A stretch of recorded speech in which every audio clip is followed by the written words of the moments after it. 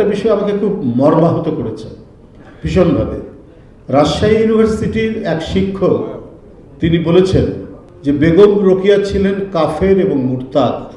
এত ব্যথিত হয়েছে এটা পড়ে।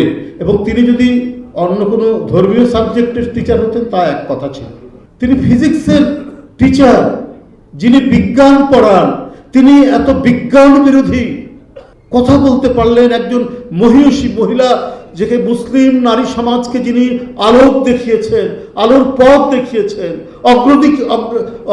অগ্রগতির দিকে ধাবিত করেছেন, তার সম্পর্কে ফিজিক্সের একজন শিক্ষক একথা বললেন কি করে? এটা চিন্তা করা যায়। 5ই আগস্ট আমরা মুক্ত হয়েছি এক ভয়ঙ্কর দানবীয় ফ্যাসিবাদের পতনের মধ্যে দিয়ে, কিন্তু এই পতনের মধ্যে দিয়ে মুক্ত হওয়ার পরে ভেতরে কোনো অন্ধকার, কোনো অন্ধ কালো শক্তির উত্থান ঘটছে কিনা এটা নিয়ে আমার খুব সংশয় তৈরি হয়।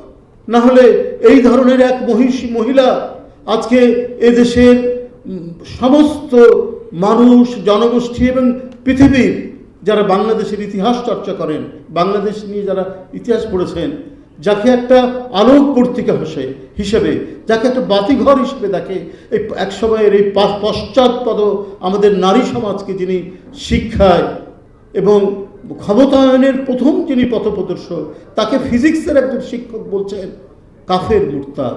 আমি তীব্র নিন্দা জানাই, ঘৃণা জানাই সেই শিক্ষককে।